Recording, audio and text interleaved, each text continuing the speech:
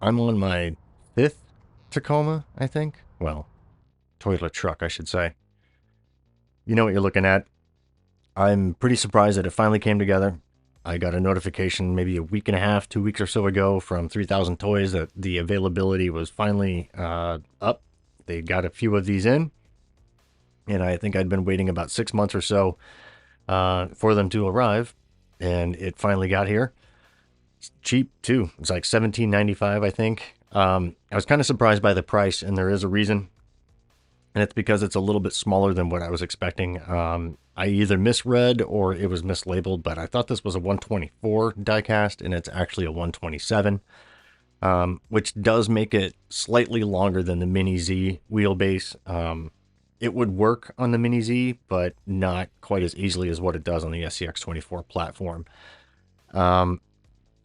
So where could I begin? This is running normal, I think, C10 or JLU rails, and this has deadbolt links up front as well as 58 millimeter JLU links out back. So it's got a pretty short wheelbase at 122 millimeters from axle to axle.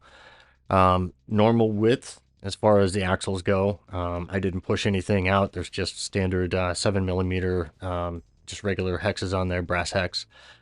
It is running a Holmes Hobbies 44 turn 050 in there. That's a great motor that I've had ever since those things came out. I really like the startup on that. It's a much smoother motor than the Injora Purple, and I stand by that. I don't care what anybody says. I've been running that Holmes Hobby. I now have both of them, and between the two, this is my preferred 050 motor that I have. There's also an RGT motor out there too that I think is really nice. It's much better than the Injora as well.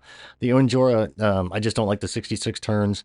They do way too much top end, and the startup is terrible on them. So anyway, I figured that I would work best with this in here because I like slow crawl more.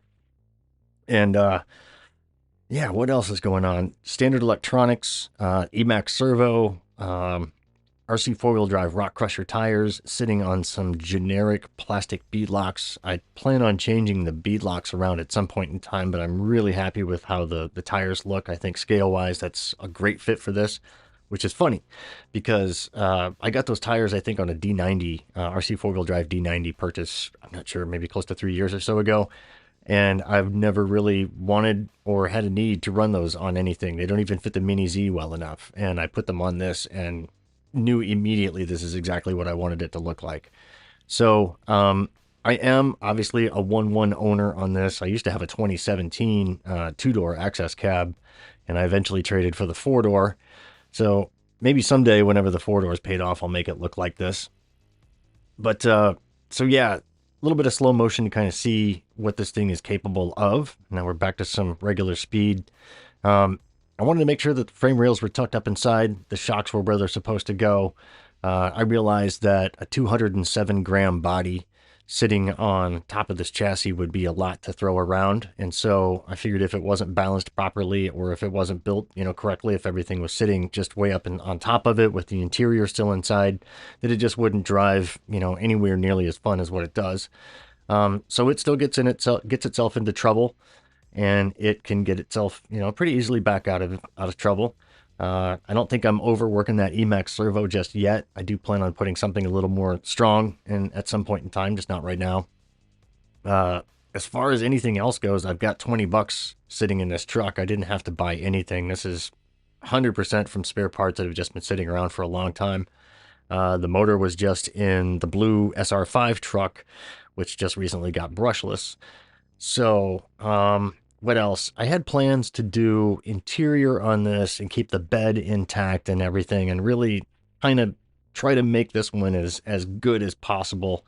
The size constraints really made all of that change, and thinking that it was a 124 but it showed up as a 127, you would really have to rethink everything about how you did this. And so, most unfortunately, it's probably going to have, I will eventually do the bed. I have an idea about how I want to cover up the battery.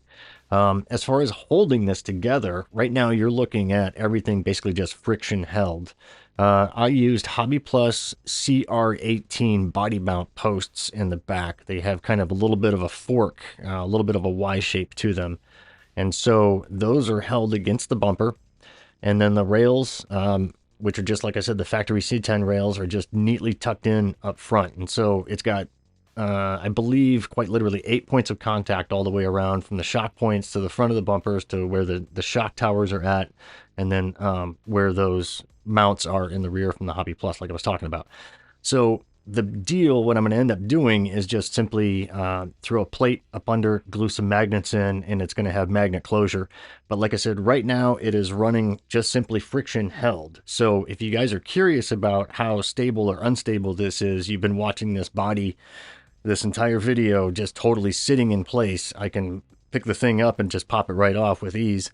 But it's stable enough and steady enough that it holds on just the way that it is.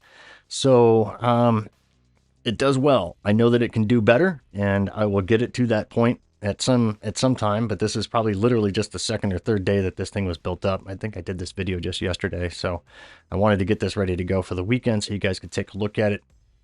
I posted this stuff to Facebook as well, or at least not the video, but it's a couple photos of it, and it's received just amazing response. So thank you guys very much for all of that. It's been very, very cool seeing everybody just really... a lot of people love the Tacoma. There's a darn good reason why. And so my goal really kind of since I got into this hobby was to be looking exactly at what we're looking at right now. It has just taken forever to get to this point. I've been waiting for Axial to finally deliver, you know, an SCX24 that looks like this. Maybe they will now. Anyway, thanks for watching, guys. Let me know your thoughts in the comments. Take it easy out there. All right, we'll see you soon.